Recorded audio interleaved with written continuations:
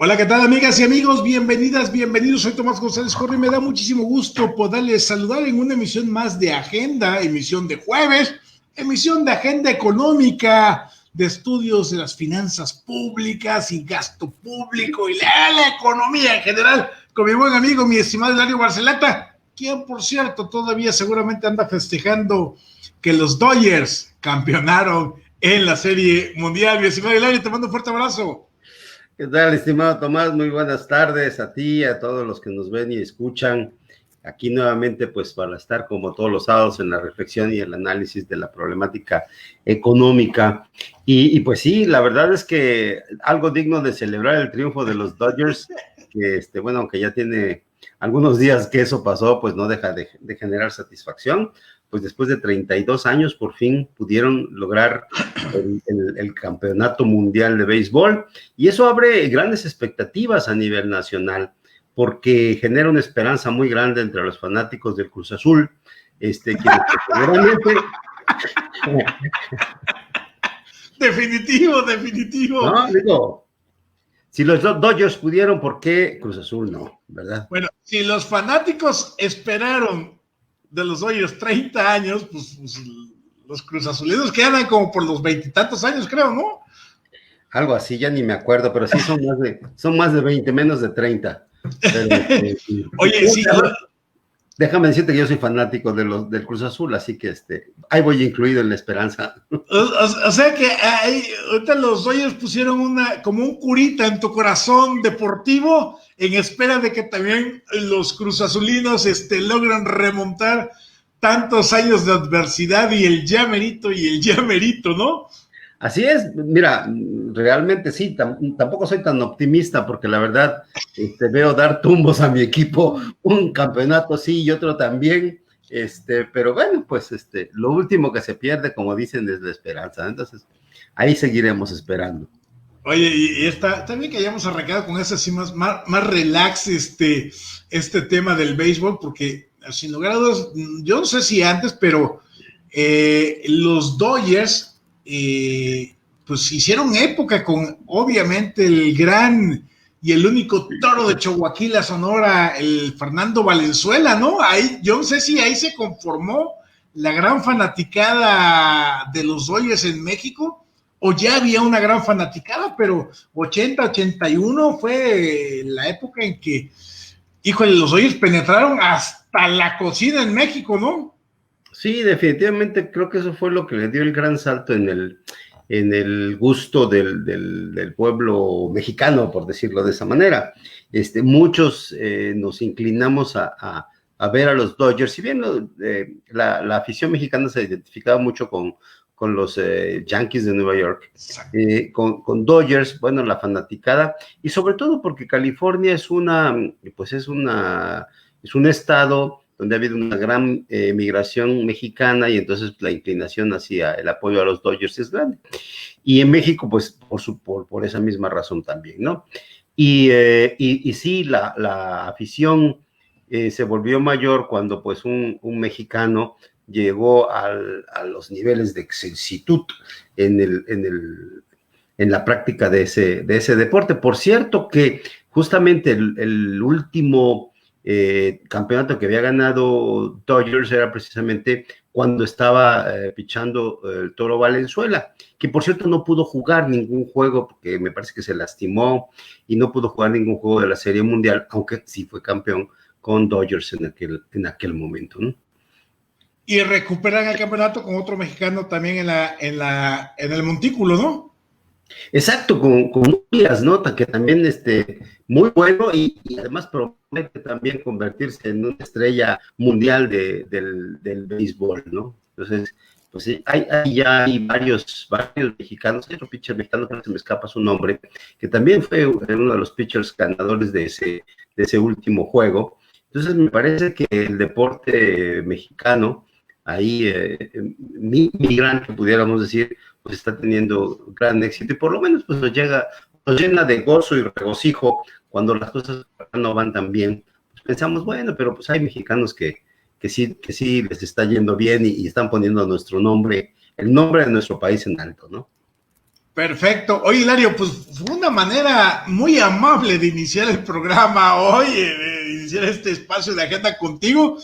Yo creo que, además de que tú como fanático de los Hoyos, pues bien vale la pena hablar de esto. Y para la audiencia, pues que hablemos de algo amable en el arranque, porque ya después viene el trancazo, ¿verdad? Has traído el tema en tu agenda económica, el tema de la Universidad Veracruzana, la reducción de sus ingresos, y pues pareciera que hay que, si bien dicen que segundas partes nunca fueron buenas, pero sí pareciera que hay que recuperar aquella idea de en defensa de la Universidad Veracruzana, mi estimado Hilario.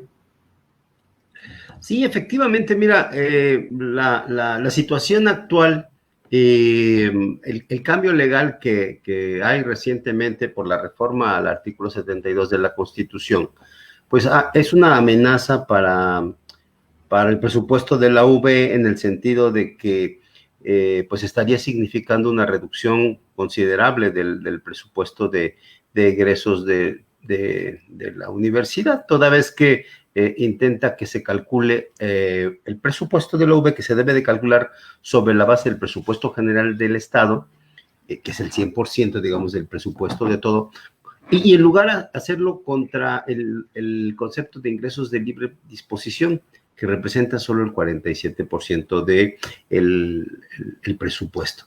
Entonces, eso significa que, pues, inmediatamente, digo, un porcentaje aplicado sobre un 100 siempre será mayor que un porcentaje aplicado sobre la mitad de ese 100. Claro. Simple aritmética para saber que lo que viene es una reducción del presupuesto. Y evidentemente, pues esto, a reserva de lo que suceda, por supuesto, pero pues lo más lógico es que suceda eso y que la medida haya sido justamente para ajustar el presupuesto de la universidad, como seguramente tendrán que ajustar el presupuesto en todos los renglones. Pero no hay que olvidar, y tú lo mencionas, que el movimiento en defensa de la UB, que es un colectivo que formamos académicos, docentes, investigadores y estudiantes de la Universidad Veracruzana, fue justamente para defender el presupuesto de la UB en momentos muy álgidos del gobierno de Javier Duarte, en donde el gobierno no le transfería sus recursos a la Universidad Veracruzana. Y a partir de ese colectivo, pues salimos a la calle, salimos a los mítines, a las marchas, a exigir que se pagara el recurso, porque incluso el gobierno del estado se quedaba con el dinero que la federación le mandaba a la universidad.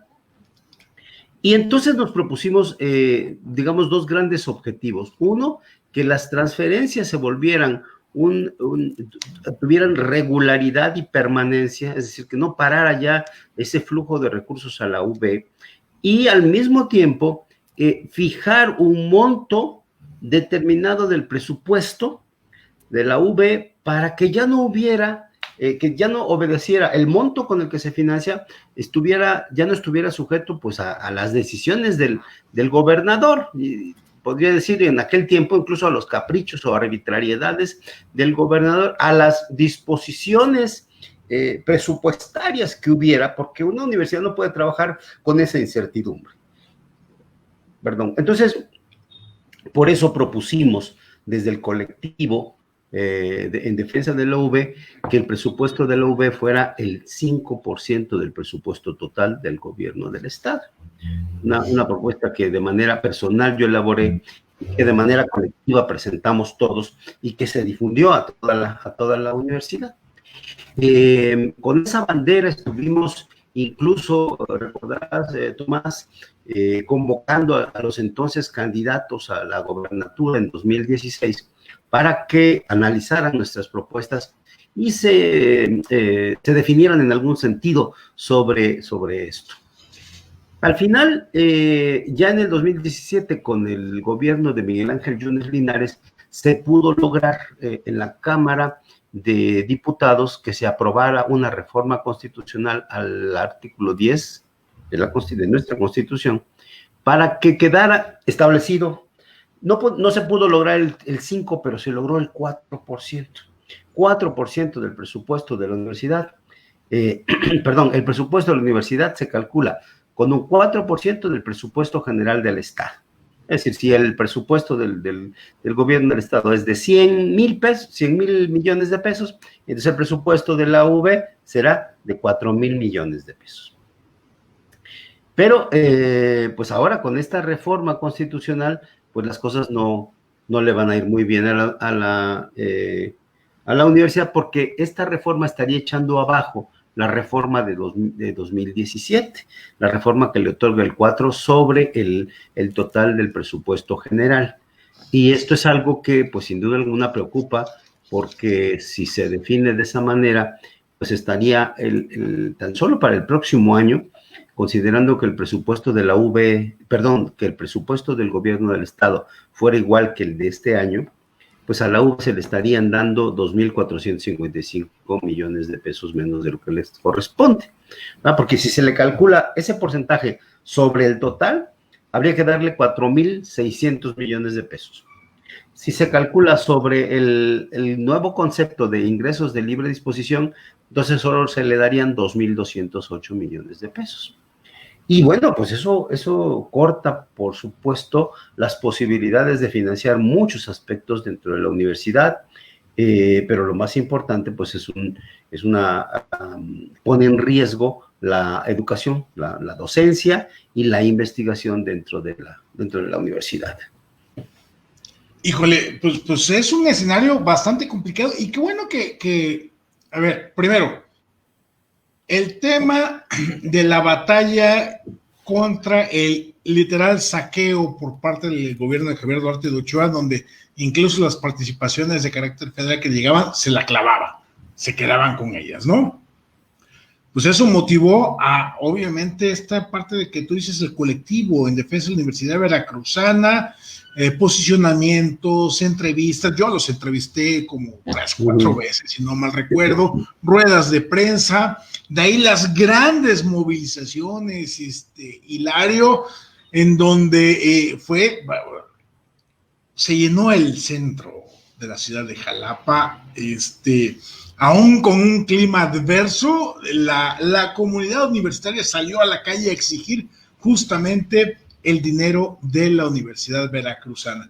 Después viene el proceso justamente de las campañas a gobernador, el colectivo en defensa de la UV genera un debate que no se le podía llamar debate, porque ya sabes, cuestiones jurídicas del OPLE, bla, bla, bla, bla, el cual en Agenda MX lo transmitimos en vivo, y ahí es donde viene lo interesante. Hilario, 2 personas que llegaron a la gubernatura estuvieron presentes en ese debate. Miguel Ángel Yunes Linares y Cuitláhuac García también llegó a gobernador. Ahí los 2 estuvieron en ese debate. Los 2, bueno, Cuitláhuac como académico de la Universidad Veracruzana, conocedor, asumiendo esta batalla. Y después, ¿qué pasa cuando son gobernadores los 2? Por un lado con Miguel Ángel Yunes Linares, y son los datos duros, viles datos duros. Con Miguel Ángel Yunes Linares en una gestión de solamente 2 años, se logró esto que tú dices, esta modificación de que a la solicitud del 5% dijeron, pues está bien, pero nada más alcanzaría para 4 y vamos aumentando progresivamente. Se pone en términos constitucionales. Y bueno, ese fue un avance que tendría que haber sido la gran herencia hacia el día de hoy en cuanto a el términos de financiamiento de la Universidad Veracruzana. Llega Cuitláhuac García Jiménez a la gubernatura y, oh, sorpresa, dicen, pues sí, de ese 4, sí, pero no del todo, sino nada más de una partecita del presupuesto. El que estuvo pendiente de las manifestaciones, de las marchas, de la protesta, el que estuvo comprometiéndose con el colectivo en defensa de la Universidad Veracruzana, con un académico de la Universidad Veracruzana que no le está cumpliendo, ahí están los datos, no le está cumpliendo a la comunidad universitaria, Hilario. Mira, yo entiendo que existe pues una limitación presupuestal importante a nivel nacional y por supuesto a nivel del Estado. pero definitivamente me parece que no es la fórmula esa para reorganizar el presupuesto, porque pues, la universidad ya tiene compromisos establecidos para el financiamiento, pues primordialmente de la plantilla de profesores.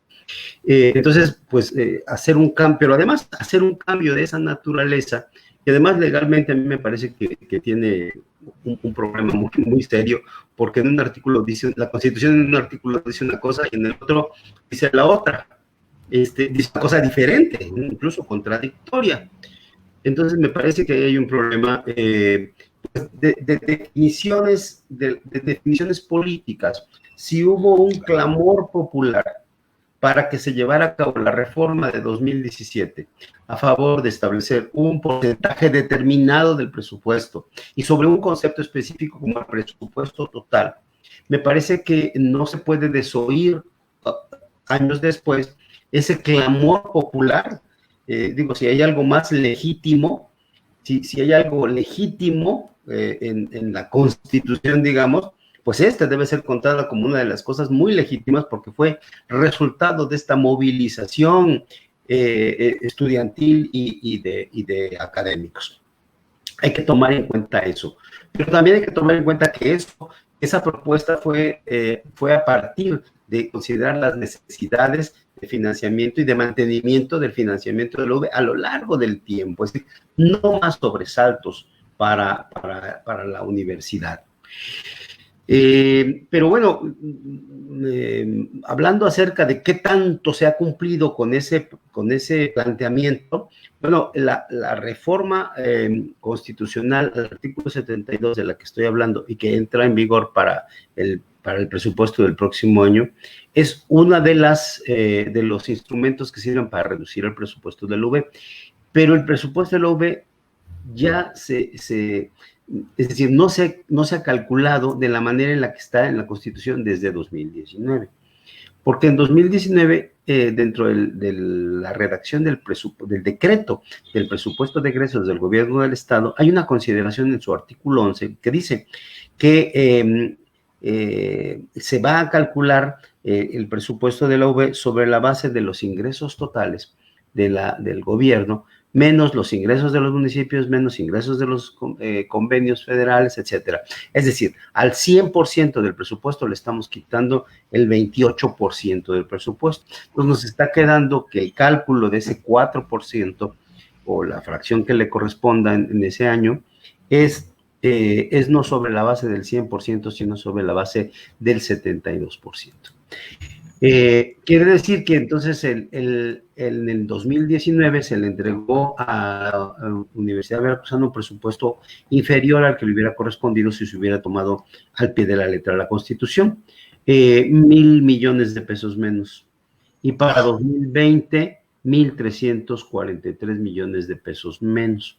Entonces, sí es algo así como 2,380 millones de pesos en los 2 años por el cambio en el concepto sobre el que se calcula. Digo, a lo mejor esto suena de repente un poquito complicado, ¿no? En términos de los conceptos presupuestarios y demás, pero es muy simple, ¿no? Si la Constitución dice el 4 sobre el 100, no es lo mismo que el 4 sobre el 50. No, sí, y eso es lo que se hizo para 2018, 2019 y ya para 19 y 20. Y ya para el 21, de plano, para no meterlo en el presupuesto, porque además un decreto estaba contradiciendo la Constitución, lo pasan directamente a la Constitución y se hace esta reforma que estaría validando un cambio en la fórmula de cálculo del presupuesto de la UV, haciéndolo más pequeño. Y yo insisto, primero, pues se pone en riesgo el financiamiento de la UV y además podría entrar en contradicción con la Constitución en otro sentido, porque un presupuesto calculado así para 2021 puede ser inferior al que se otorgó en 2020. Y la Constitución dice que no podrá ser inferior. El presupuesto de este año no podrá ser inferior al del año pasado. Hay dos mandamientos muy específicos. Primero, el monto del porcentaje, el concepto, que es presupuesto general del Estado, el monto el porcentaje, que es el 4%, y el que no puede ser el presupuesto de la UV inferior al del año anterior. Todo eso se tiene que cumplir. Entonces, calculando con este nuevo concepto, no da para que el presupuesto sea igual al del año pasado, porque el de este año se calculó sobre la base del 72% del presupuesto y el del próximo año se estaría calculando sobre la base del 47%. Újule. No, pues esto es lo que los abogados le llaman una chicana jurídica. Es decir, estarle buscando, retorciendo la ley, justamente para darle la vuelta a la viabilidad financiera de la Universidad Veracruzana. Qué bueno que haya surgido con el paso del tiempo muchas universidades de carácter privada, pero la Universidad Veracruzana es la columna vertebral del sistema universitario de Veracruz. O sea, y lo más importante, Hilario, es que ha sido un puntal importante para el desarrollo de nuestro estado y dejarlo prácticamente sin recursos hacia adelante con estas triquiñuelas jurídicas. Híjole, pues es muy grave, porque aquí hemos hablado en este espacio la importancia de la educación, de la información, de la formación, de los estudios superiores para superar las contingencias económicas, para utilizar el conocimiento, el saber y la ciencia para desarrollar y dinamizar la economía veracruzana, y pareciera que ya se topó con pared la Universidad Veracruzana.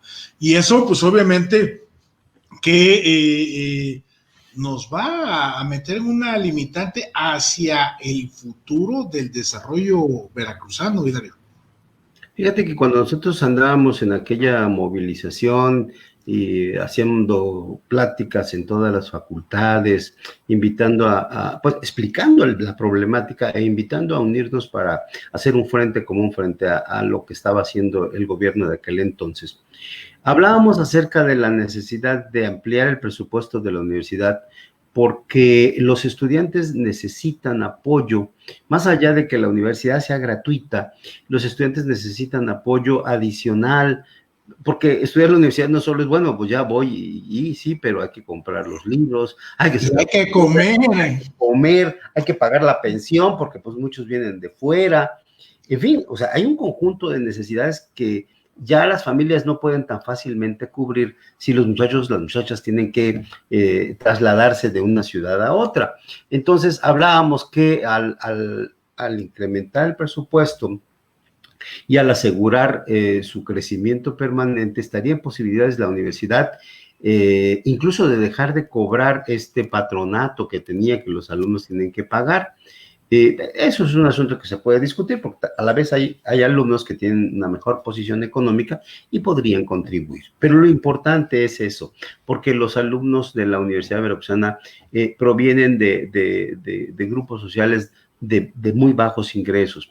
Y algo muy importante, la capilaridad social que representa la educación debe mantenerse. Es decir, un mecanismo de ascenso social y económico es la educación.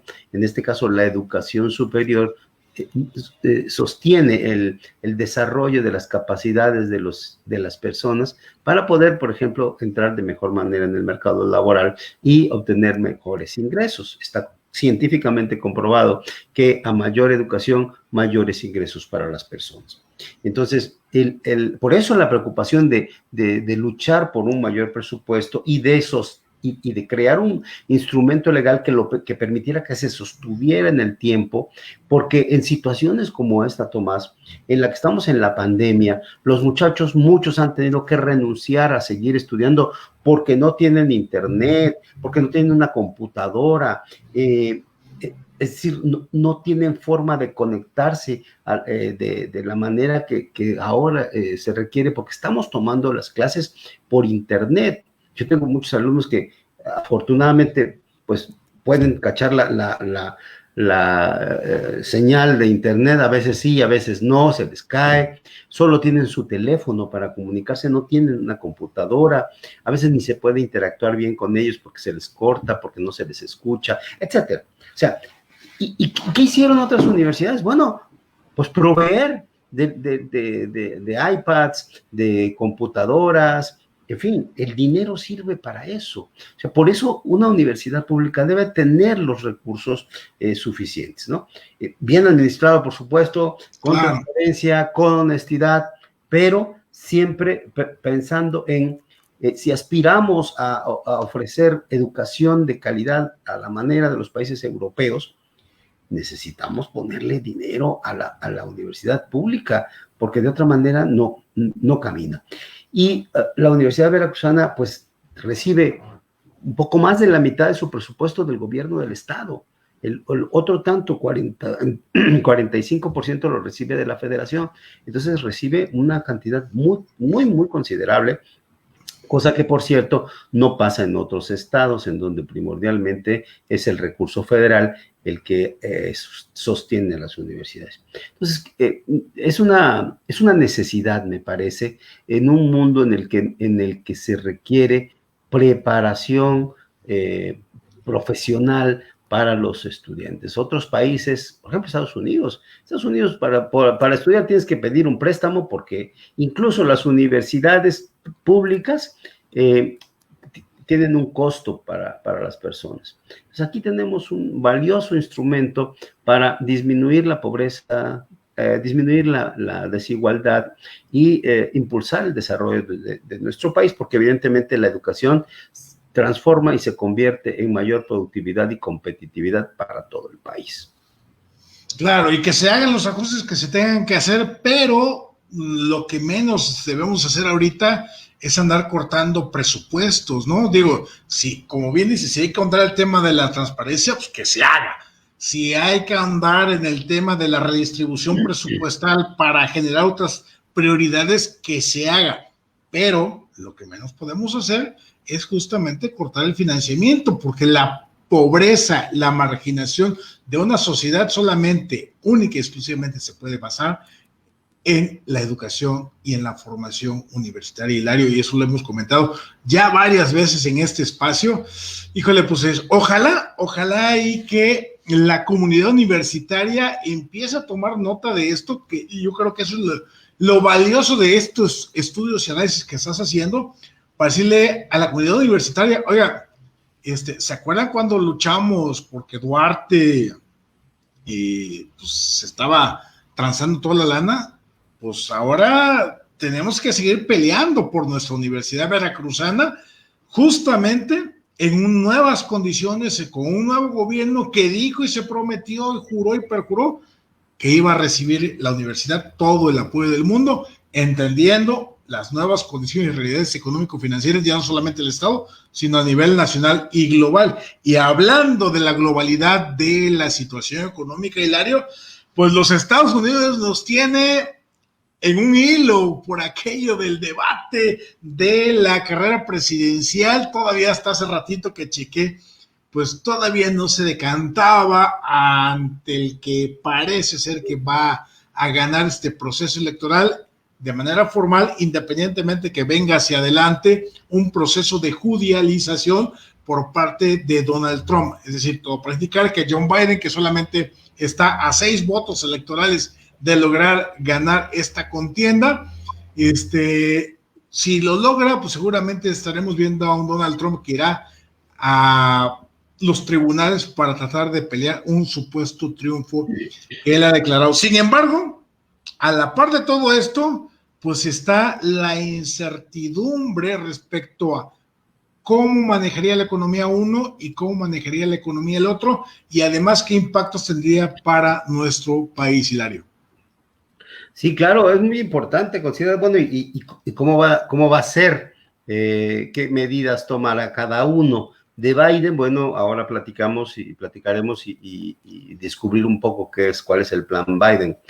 De Trump, pues ya sabemos, ¿no? El nacionalismo exacerbado, el populismo, la disminución de la regulación financiera, la reducción de los impuestos a los más ricos, el recorte de del presupuesto a los programas de bienestar, de atención a la salud y a la educación, sobre todo para inmigrantes, para grupos de inmigrantes, para los negros, los asiáticos, los latinos. Esa ha sido la política de Trump. Digamos, visto desde la perspectiva del extranjero, pues como que no es tan atractiva y como que no nos gusta tanto, aunque por supuesto la mitad de la población norteamericana está de acuerdo con Trump en que el dinero se use de la manera en la que él lo ha decidido. Biden, en cambio, trae un proyecto más progresista, más liberal, digamos, en términos de, entendiendo lo liberal como una visión más hacia la socialdemocracia. Y entonces el plan de Biden es hacer un cambio en la política fiscal para primordialmente incrementar los impuestos a los ricos, sobre todo al 1% de la población más rica de su país, que por cierto, pues Trump le redujo los impuestos. Y nuevas iniciativas que estaría lanzando en materia de gasto para apoyar la salud pública, las energías limpias y el desarrollo de la infraestructura. Y sobre todo, algo muy, muy importante que hay que tomar en cuenta, Biden ha elaborado un plan, un proyecto de apoyo para salir adelante de la pandemia, que estaría considerando alrededor de 700 mil millones de pesos, casi $1 billón para un programa que estaría impulsando las manufacturas. El programa lo bautizaron como Reconstruyamos lo Mejor, o Build Back Better, que pues es prácticamente el apoyo para resolver la contingencia económica de manera inmediata. Pero evidentemente, pues Biden también representa una reformulación de las relaciones con otros países, particularmente con China, con quien Trump entró en un conflicto comercial muy importante. Y hay que decir que esto es grave, estos conflictos son graves porque afectan pues la actividad económica, tanto de China como de Estados Unidos, hacen caer la producción, reducen los empleos. Entonces, de alguna manera se esperaría que con Biden se fueran retomando las bases de una política económica que pudiera impulsar el crecimiento y sobre todo que le diera certidumbre, ¿no? Porque Trump un día decía una cosa y el otro otra, y luego, pues muy contradictorio, ¿no? Unos vaivenes muy, muy, muy serios que definitivamente no ayudan para un clima de negocios adecuado. Oye, lo que me estás diciendo de Biden, pues sería como, recuperando el tema de la historia, sería como un New Deal, ¿no? Recargado para intentar empujar un poco la economía norteamericana, que cae, digamos, en la ruta del librito, ¿no? Del librito económico desde el punto de vista keynesiano, mi estimado Hilario. Efectivamente. Digo, en general los demócratas han estado siempre identificados más con esa tendencia, digamos, de izquierda, y por eso hace rato lo liberal en términos de una inclinación a la izquierda, de apoyo a la población de menores ingresos, a los migrantes, desarrollo de programas como el Obamacare, ¿no? Como el Medicare, que finalmente pues son programas que ayudan a salir adelante a la población. Y efectivamente aquí se alcanza a percibir la intención de llevar a cabo un programa, sí, al estilo del New Deal de Roosevelt, inspirado en las políticas keynesianas, que se han mantenido a lo largo del tiempo cuando los demócratas han sido gobierno. Y podríamos esperar que tuvieran éxito, porque fíjate, en un estupendo artículo que escribe Paul Krugman, premio Nobel de Economía, él en un libro que escribe, que se llama Los ciclos políticos y la macroeconomía, señala que los gobiernos demócratas siempre han coincidido con momentos de expansión económica, crecimiento económico, crecimiento del empleo, más crecimiento, menos desempleo, mejor desempeño bursátil. Y los gobiernos republicanos han coincidido históricamente con las grandes recesiones económicas. En 1970, en el 80-82 con Reagan, en el 90 con Bush, en el 2001 igual con Bush. En fin, o sea, de alguna manera, entonces, la política económica de los republicanos ha estado caracterizada por medidas que impactan la economía, dejan corto de recursos al gobierno, llevan a recortes presupuestales también y cierto desorden y una lasitud muy grande a la regulación, lo que ha provocado precisamente esas grandes crisis. La gran crisis del 2008, por ejemplo, es resultado de soltar la regulación sobre las instituciones financieras que había hasta principios de los 80s. Reagan empieza a soltar esas regulaciones y bueno, pues ahí tenemos esa crisis. Entonces, dejar hacer, dejar pasar, Hilario. Exactamente, lo has dicho muy bien. Esa es la situación, dejar hacer, dejar pasar, que el mundo se maneja por sí solo, pero eso tiene consecuencias, lo ha demostrado a lo largo del tiempo, la historia, muy graves, unas consecuencias muy graves. Entonces creo que para los propios norteamericanos es mejor tener un gobierno demócrata que un gobierno republicano, porque lo ha conducido a grandes crisis económicas.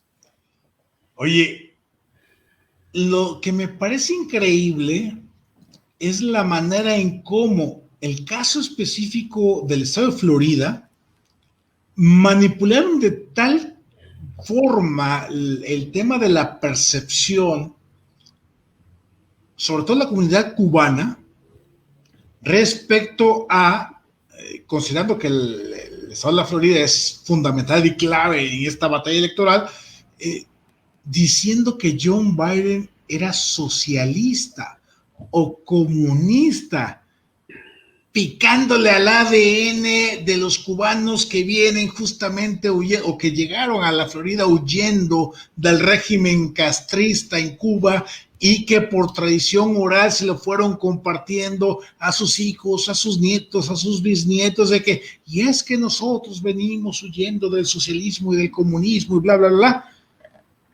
Esta ignorancia económico-financiera, Hilario, pues es lo que ha llevado a que en lugares como la Florida, por ejemplo, un personaje como Donald Trump gane los votos de manera contundente y que no quede claro que Estados Unidos podrá haber, como ha habido, como lo estabas comentando, políticas de intervención del Estado en la economía para tratar de equilibrar las fallas de mercado, como dirían ustedes los especialistas, pero con la finalidad siempre de que sea el mercado el que tenga la prioridad.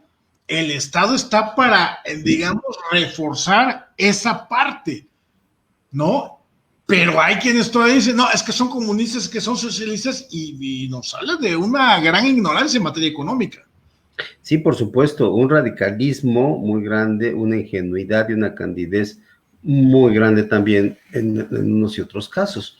Efectivamente, porque sí, efectivamente, los gobiernos demócratas tienden a gastar el recurso, los impuestos de todos en programas para apoyo a la parte de la población de menores recursos, muchos de ellos migrantes, y eso enciende a la parte republicana de la población, porque no les gusta compartir de esa manera, porque no están de acuerdo que los impuestos que pagan sirvan para financiar la educación de los más pobres o la salud de los más pobres, y sienten que eso es una medida de corte socialista, eso, ellos lo que llaman socialismo, y sí, se ha manipulado, se ha querido asustar, ahora como se dice vulgarmente, con el petate del muerto, a la población que tiene los antecedentes de vivir en un país comunista.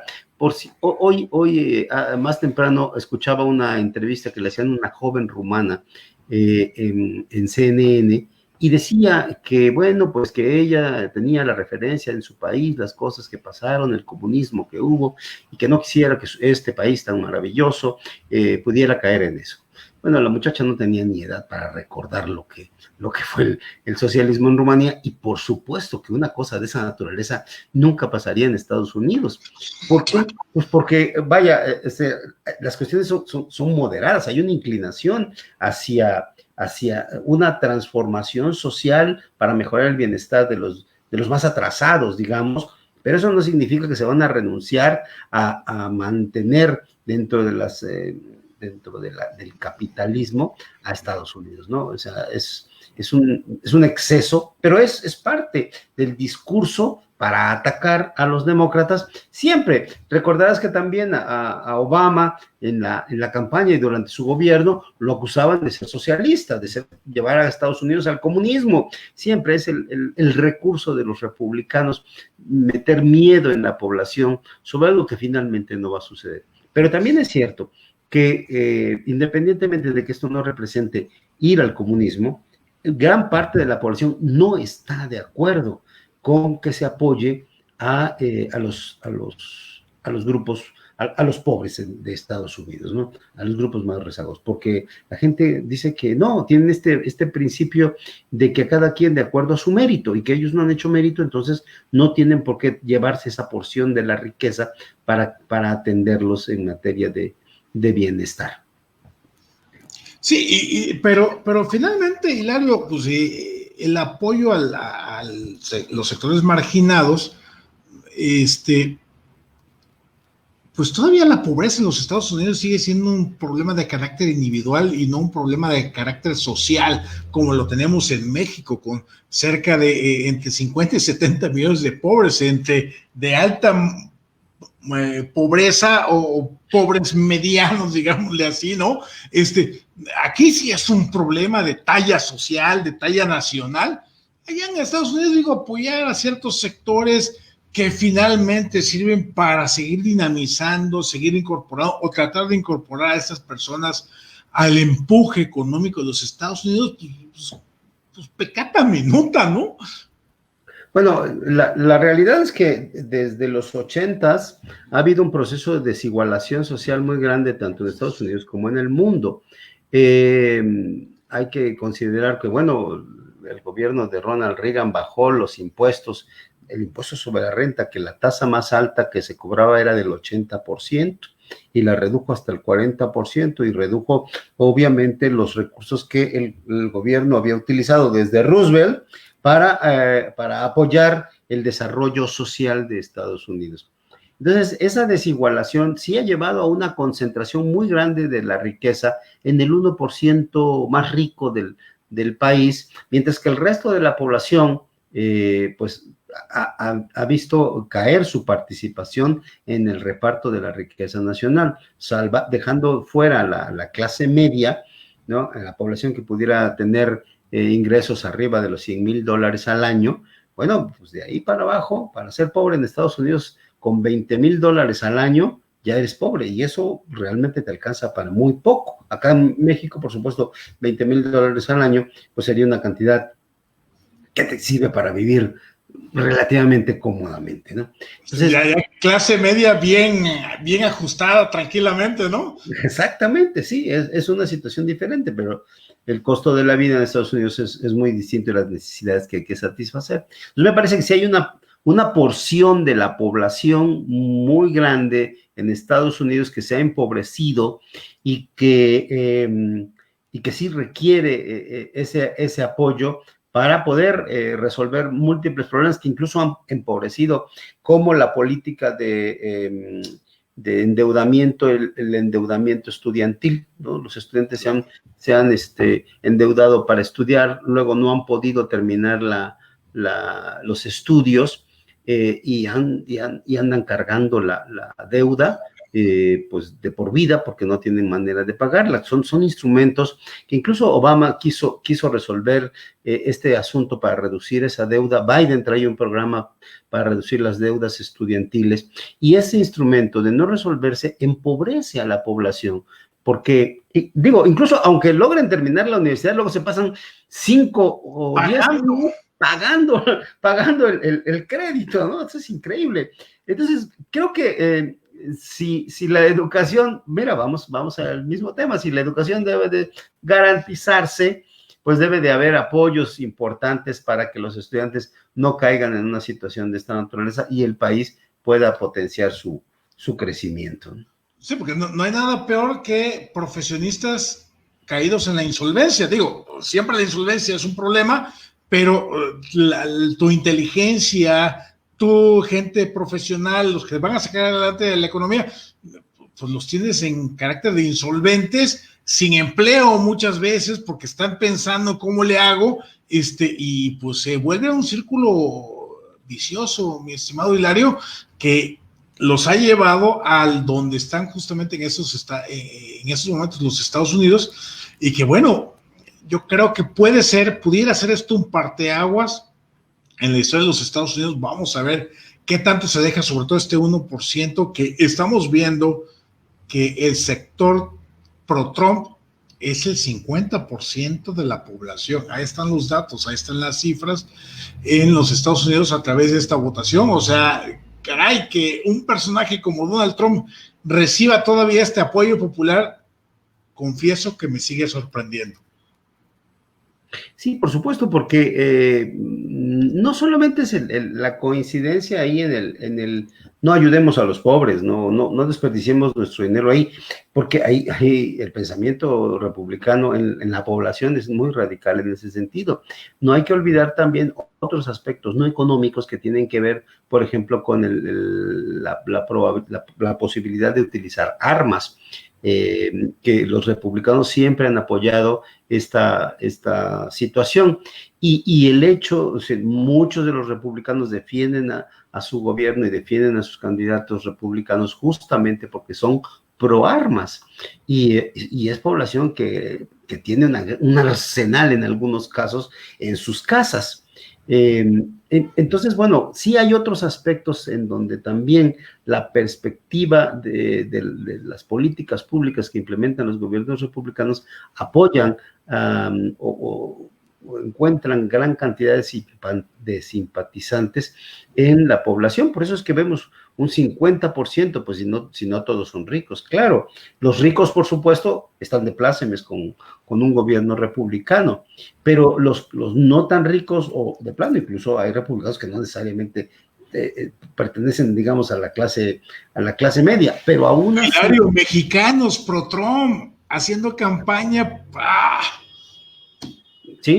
Sí, incluso yo leía por ahí en algunos casos porque habían mejorado su situación económica, tal vez de manera individual. Ha habido éxitos, dadas las condiciones económicas que se enfrentan, y que seguramente por eso tienen esa inclinación. Pero también, como decías tú mismo, pues también hay una gran ignorancia respecto a lo que es propiamente la política económica de Trump, y eso les impide ver más allá de lo inmediato. Y si en lo inmediato mejora su situación con un gobierno, no ven más allá, y cómo esas políticas pueden estar perjudicando a una gran parte de la población, ¿no? Entonces, pues sí, como acá en México la falta de educación política ayuda mucho a sostener este tipo de gobiernos populistas que se basa justamente en la satisfacción inmediata de una necesidad a la población,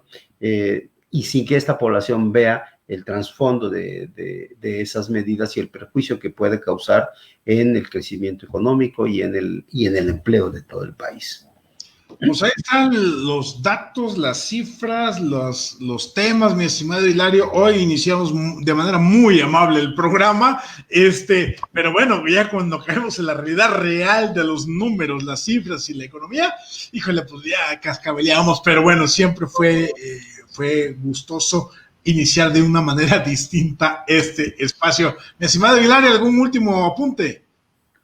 Bueno, sí, como no, pensar en que el mejoramiento de Estados Unidos, de darse un cambio en el gobierno y de llegar Biden a la presidencia e implementar esta política expansionista de recuperación inmediata, pero también en el largo plazo de expansión, de apoyo a la inversión y al consumo, le dará una fortaleza a el país tal que las exportaciones, las ventas de México al extranjero, a Estados Unidos, estarían incrementando y eso puede representar un empuje importante para nuestro país. Es decir, el beneficio que podemos obtener del cambio de gobierno, de la llegada de Biden a la presidencia, puede ser muy grande.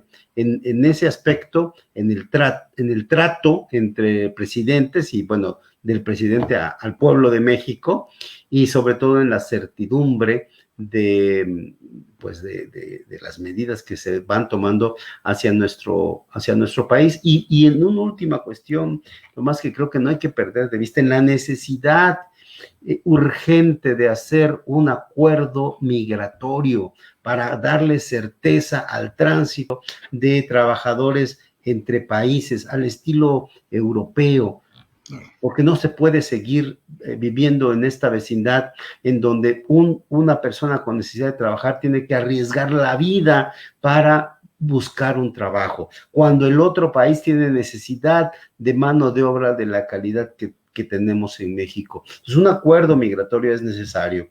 Y yo creo que es más fácil plantearlo con un gobierno demócrata que con uno republicano que nos quería poner un muro. Entonces, imagínate, nos quiere poner un muro donde vamos a llegar a decirle, oye, vamos a hacer un acuerdo para que la gente pase libremente. No, pero eso es lo que necesitamos. Lo necesitamos desde hace 20 o 30 años. Y se ha dejado ya por ahí olvidado el expediente, pero creo que hay que retomarlo. Es muy, muy importante porque le da una vitalidad económica muy grande al país, despresuriza esta presión que representa el incremento de la población y de la población económicamente activa buscando un empleo. Esa es una gran oportunidad que se tiene hoy. Las relaciones, no sé cómo estén después de que López Obrador estuvo apoyando a Trump, pero bueno, pues para eso está la diplomacia y la negociación, para lograr lo que es posible en un contexto completamente diferente. Muchas gracias, Tomás. Híjole, Hilario, eso último que acabas de decir respecto al acuerdo migratorio nos haría para hablar como una hora más, pero creo que es un tema que más adelante tendremos necesariamente que abordar, sobre todo, uno, porque permite revitalizar la fuerza laboral en los Estados Unidos. Por el otro lado, ya hemos visto la importancia de las remesas de nuestros paisanos allá, que sin esas, quizá este país en este momento ya hubiera reventado por completo. Pero es un tema que tenemos que anotar en la agenda, mi estimado Hilario. En tanto, te mando un fuerte abrazo, seguirse cuidando y pues amigas y amigos, gracias por acompañarnos. Les invito a que nos compartan, a que nos comenten, a que nos den like y pues estén pendientes de la programación de aquí de Agenda MX, que en breve, muy en breve, estaremos haciendo una escalada importante para mejorar la producción de los programas aquí en Agenda MX. Soy Tomás González Corro, muchísimas gracias por acompañarnos, saludos.